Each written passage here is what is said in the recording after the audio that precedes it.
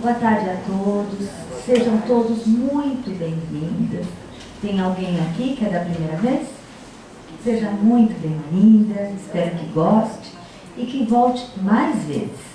Aqui também, seja muito bem-vinda, espero que goste, que volte mais vezes. Aqui, creio, uma casa de acolhimento que acolhe todos com muito amor e carinho.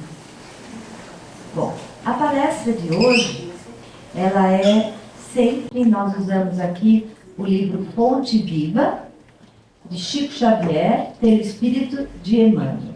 E a lição de hoje é o capítulo 9, Estejamos Contentes.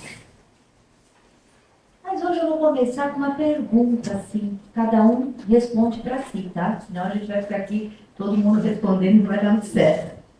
Será que estamos contentes com o que temos? Será? Ou estamos sempre em busca de mais? De mais e de mais. E às vezes buscamos, nem sabemos o que, e gera uma insatisfação constante, uma compulsividade em comprar sem precisar. Aquela mania de que não está satisfeito, vai para o shopping, começa a comprar. Eu chego em casa e falo, mas para que eu comprei isso? Ou uma ansiedade enorme. E aí a gente começa a comer sem ter fome. Nesta carta de Paulo a Timóteo, que é aqui nesse capítulo, Timóteo, para quem não sabe, ele era conhecido como filho de fé. E era o braço direito de Paulo.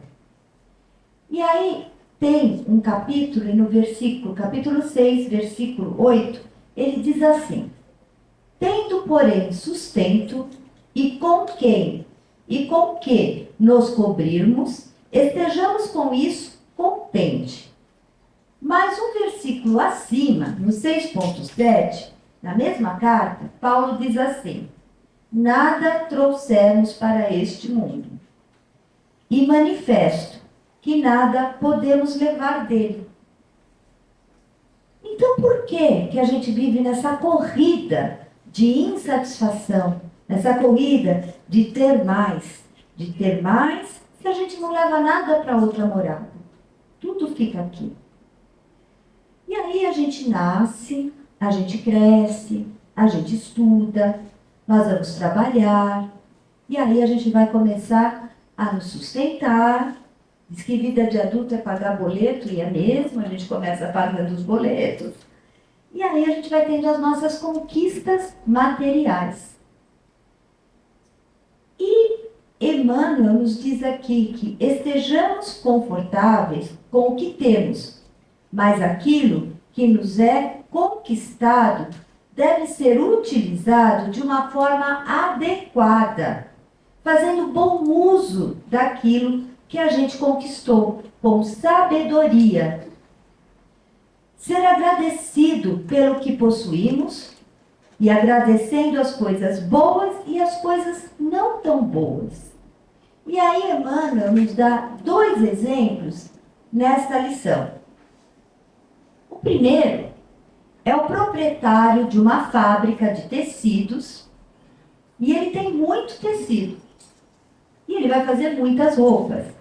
Será que ele vai usar tudo o que ele produz? Ou ele vai vender a um preço muito caro e tirar proveito disso? O que ele vai fazer com o que sobra? Ele vai vender a um preço caro, ele vai vender a um preço justo, ou ele vai usar tudo para a vaidade dele e um dia, cada dia ele põe uma roupa nova? Ou, outro exemplo que ele dá é o proprietário de uma fábrica de trigo. Então ele faz um monte de pães. O que ele vai fazer? Ele vai comer tudo e satisfazer a gula dele. Ele vai vender a um preço justo. Ele vai doar. O que ele vai fazer com o que ele tem? E aí, Emmanuel nos mostra a resposta.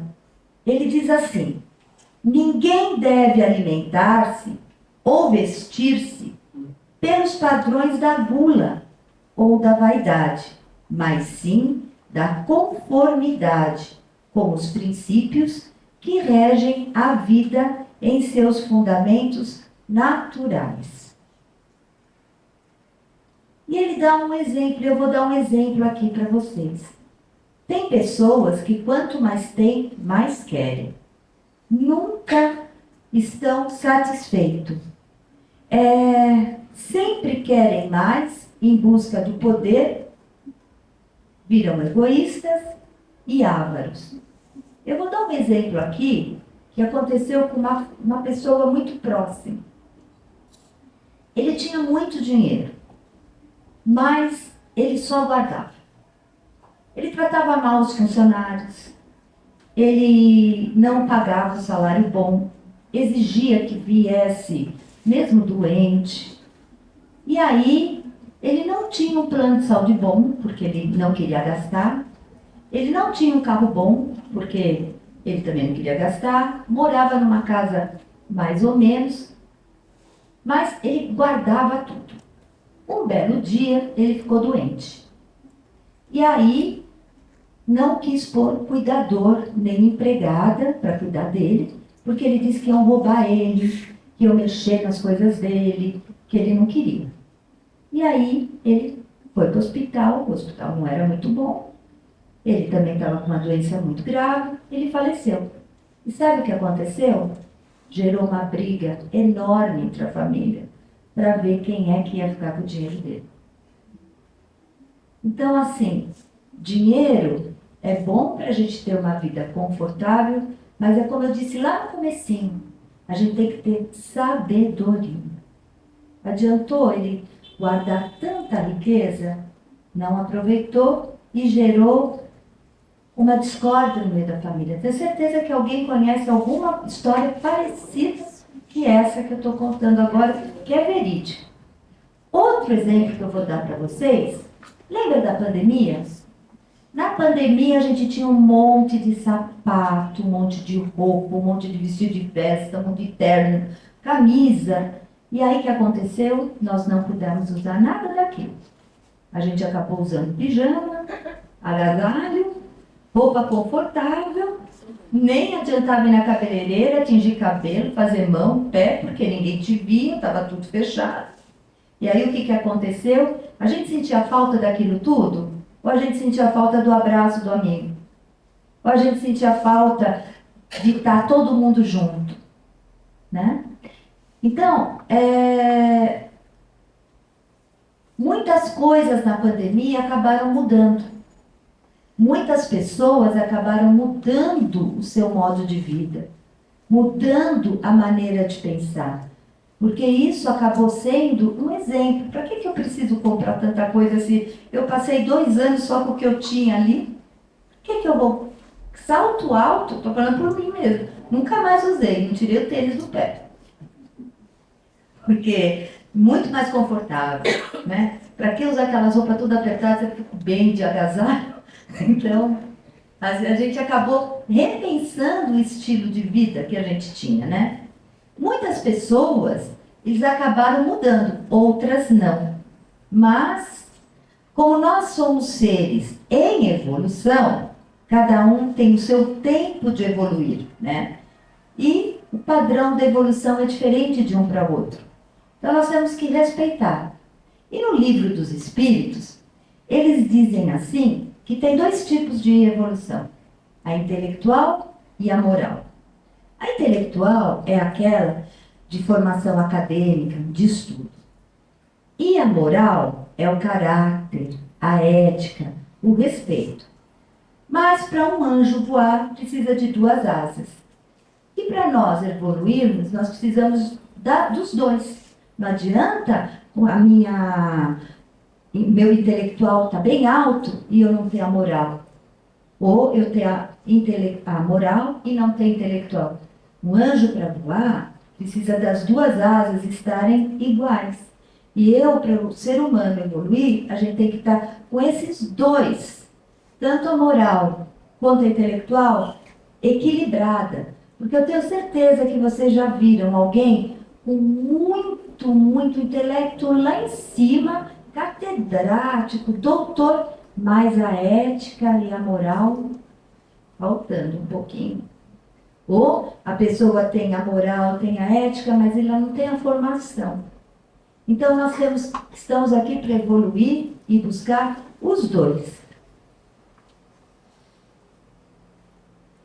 O real valor é o que se faz com o conhecimento, o nosso conhecimento adquirido. Se é para o seu benefício próprio ou é em prol do outro. Nesta morada, precisamos de recursos financeiros, porque sem dinheiro a gente não vive aqui.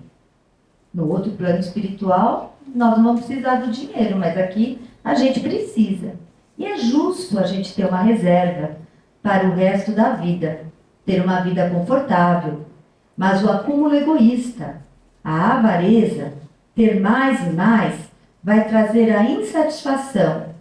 Sempre vai estar faltando alguma coisa. Então estejamos contentes com a nossa situação e agradeça tudo o que tem. Tenhamos caridade, pois a caridade não depende da bolsa ou da quantia que você vai oferecer. Ela é uma fonte nascida do nosso coração. A caridade, ela é benevolente, ela é indulgente, ela é empática, ela é respeitosa. E Emmanuel também nos diz nessa lição: a chuva, derramando-se em gotas, fertiliza o solo e sustenta milhões e bilhões de vida. Nós pensamos que a chuva cai de uma forma torrencial, assim, todas de uma vez, né? Mas não. Ela cai gotinha por gotinha. Vamos deixar essas gotinhas brilharem nos nossos sentimentos verdadeiros, estando alegres e agradecidos sempre por tudo que nós temos. E porque pelaquilo que a gente não tem, a gente vai conquistando aos poucos. Vibrando numa sintonia com felicidade, auxiliando a todos, pois se possuímos a graça de contar com o pão e com o agasalho a cada dia, cabemos a obrigação de viver e de servir em paz e contente. Ser grato pelo que temos e utilizar o que tem com sabedoria. Eu vou contar aqui uma historinha para vocês, que era um senhor que chamava Alberto. Hoje tem duas histórias, tem um monte de historinha, mas essa daqui ela é bem bonitinha. Ele chamava Alberto, ele vivia reclamando do que tinha.